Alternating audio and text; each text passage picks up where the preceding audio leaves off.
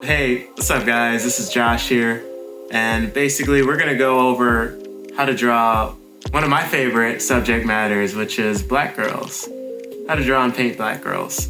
So, one of the things that makes drawing black people and kind of difficult in general is the subject matter, the instructional material in particular out there doesn't really cover, how to draw black people too often. It's usually people without features like ours, or people with skin color that's a little bit lighter, in hue, not lighter in hue, but just in general, it's different from ours.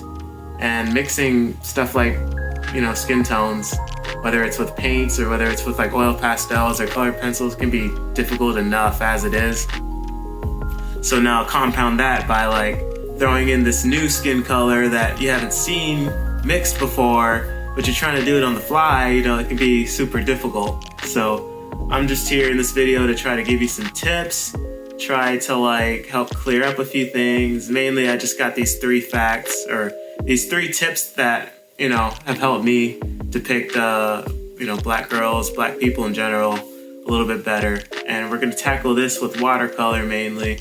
And these tips could kind of go across drawing and painting because, they're kind of universal.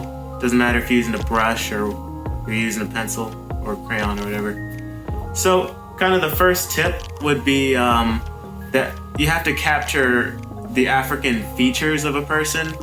And there's no one real African feature. There's some kind of stereotypes about lips being bigger or noses being bigger, but as that might be true in some people, might be not true in others. It's not that you just scale up the size of features and then all of a sudden it looks like a black person. The shapes change in the proportions kind of change of the individual features, not necessarily of how the features line up on the face, but when a nose is a little bit wider on, with an African nose, the center part, you might start to lose some of the anatomy that you might see in a different kind of nose, where you're starting to see the cartilage and the split and how there's two sides to the nose. Some of the shapes of the wings might look a little bit more like fatty, or whether it's cartilage, whatever it is, things are starting to get more bulbous. Is one thing that might happen. The shapes of lips are going to change too, and there's no one look for a black person's lips. It's different. So you want to pay close attention to just imagining in your mind what the standard lip looks like, kind of whatever race that you kind of learn. And then, see how those shapes change from there. And you could almost kind of caricaturize that, in a sense, not pushing it too far that your portrait looks like a caricature or a cartoon, but not, so little that it's kind of a generic person. So that's the first tip. Just try to study, look at African features and what you think defines different types of noses, different types of lips, and if there's anything in eyes that you see. One thing could be the hair. That's kind of my second tip. Don't let the hair throw you off. Don't try and do too much with the hair. You might see dreads on someone and be like, oh no, now I gotta draw every individual strand. It's a new hairstyle, or every individual dreadlock. You don't have to do that. I'd say treat it the same way that you're taught to treat hair on anyone. You got a big shape. It's a big shape. It's a big silhouette. Capture the silhouette first. Try and capture the overall color of it. Try to capture the overall value. If there's light coming from one side, there might be shadow off to one side. What's the core shadow look like if you squint your eyes? Where's the core shadow? Where's the sort of light hitting? Where's the dark part? Is there reflected light? Maybe, maybe not. I'd say after you capture those big picture things, then try to zoom in a little bit and try and capture some of the individual tufts of hair, not locks, but there might be a tuft, bigger tuft, little tuft, whatever, depending on the hairstyle, if it's braids or whatever it might be.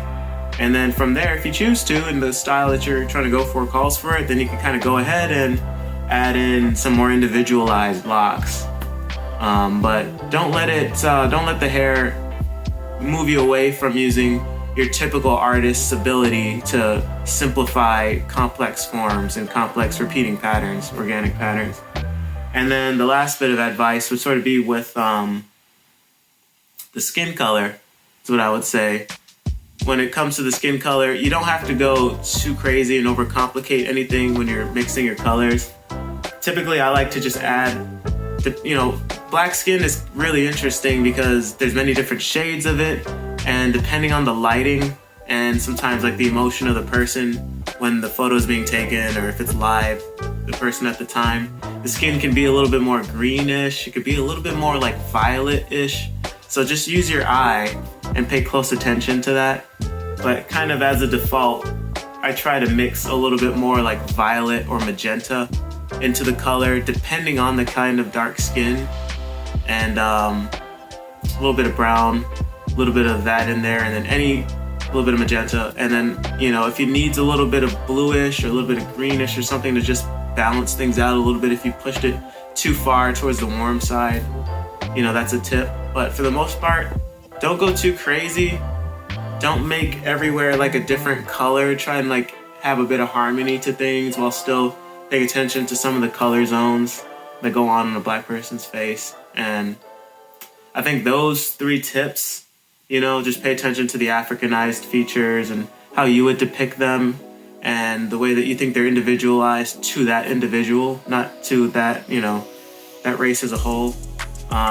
Paying attention to the colors and just trying to make sure that you keep it simple, as well as the hair, not getting shook, because you see some crazy hairstyle or you see something that you haven't seen before, even if it's simple, and trying to do something that isn't common art advice, just making sure that you keep simplifying your complex organic forms from big silhouettes down to, the individual locks. If you can do those 3 things, I think you'll be fine. I think you're gonna have a lot of fun depicting black people, especially black girls, my favorite subject matter. And hope you like this video. I hope you like the painting that I created here as well. And yeah, if you like this, I got a couple other videos, a couple other instructionals that I think you'll like with portrait drawing, some stuff. Otherwise, I'll link some stuff after this video, and I'll see you there.